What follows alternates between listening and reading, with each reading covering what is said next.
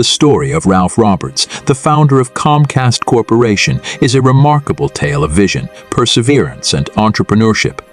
Born into modest circumstances, Ralph Roberts' journey from rags to riches is a testament to the American dream. This narrative will explore the history and life story of Ralph Roberts, chronicling his humble beginnings, the creation of Comcast, and the company's evolution into one of the world's largest telecommunications and media conglomerates. Ralph Joel Roberts was born on March 13, 1920, in Trenton, New Jersey, to a working-class family. His parents, Alfred and Sarah Roberts, instilled in him strong values of hard work and determination. His early life was marked by the Great Depression, a challenging period that shaped his character and resourcefulness. Growing up, Ralph had dreams of success that were far removed from his modest surroundings. Ralph Roberts' first entrepreneurial endeavor took shape during his college years. He attended the Wharton School of Finance at the University of Pennsylvania, where he majored in economics. While in college, he co-founded a dance band called the Melody Men, which played at local events and provided him with his first taste of business success. After graduating, Ralph worked briefly in his family's men's clothing store. However, his true passion lay in entrepreneurship. He entered the world of business by purchasing a local menswear store in Tupelo, Mississippi. This venture, although small, allowed him to gain valuable experience in the retail industry and honed his business acumen. In 1963, Ralph Roberts made a fateful decision that would change the course of his life. Alongside his partners Julian A. Brodsky and Daniel Aaron, he purchased American Cable Systems, a small cable television company in Tupelo. This acquisition marked the birth of Comcast Corporation. At the time, the cable industry was in its infancy, and Ralph's vision was to bring television to underserved communities. His dedication to customer service set Comcast apart, and the company began to expand rapidly through acquisitions and mergers. Ralph Roberts and his team faced numerous challenges as they navigated the highly competitive and ever-evolving telecommunications industry.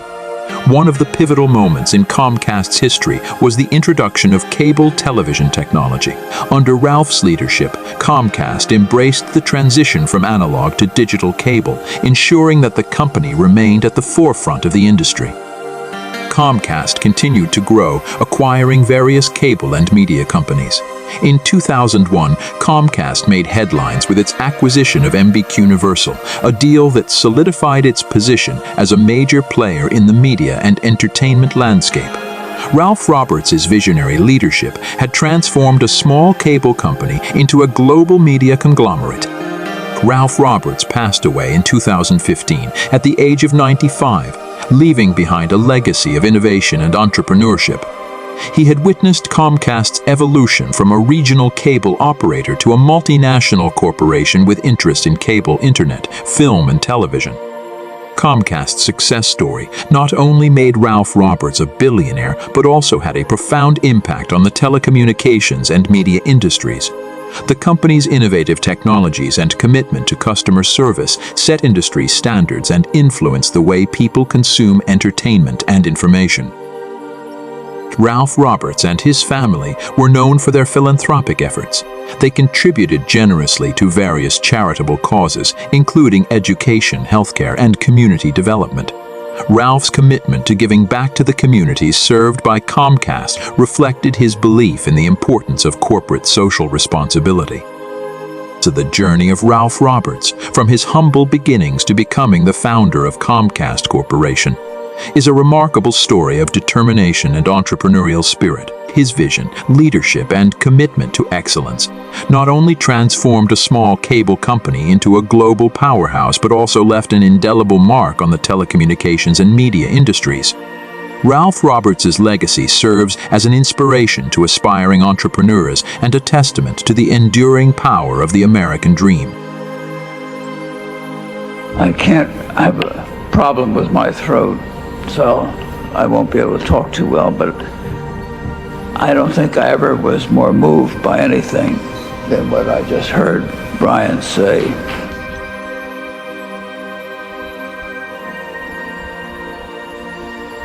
And I also wish to add that those pictures of me don't show me up. I'm not very photogenic, and I always think I'm much better looking than the pictures.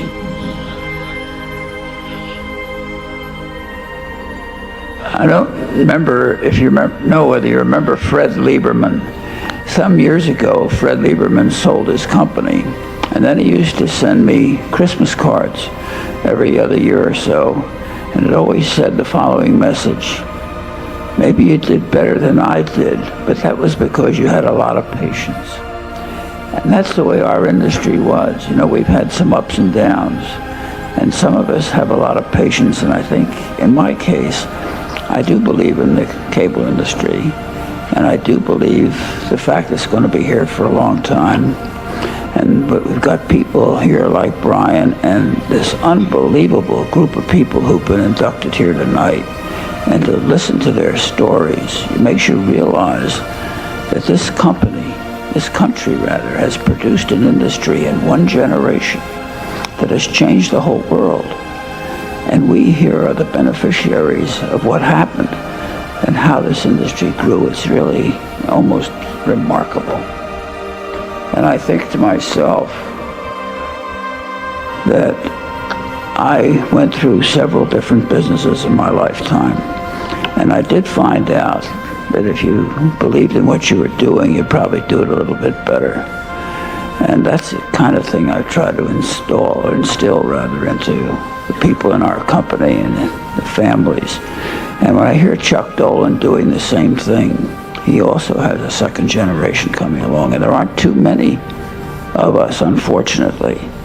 But I think that the ones that are still hanging in there are going to benefit, and if they have lots of patience.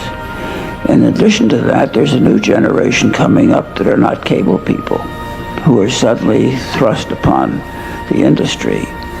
And I think that we should take this challenge as strongly as we can and move our businesses forward and keep our targets firm in our mind. And I really want to tell you, I appreciate this, that you've given to me this honor, and I hope I'm worthy of it and try to keep up with it. Thank you. When I started the cable company back in 1963, I never dreamed that it could possibly grow to where it is today. Nor could Ralph Roberts have dreamed the company name he came up with would someday be alongside the Peacock atop 30 Rock.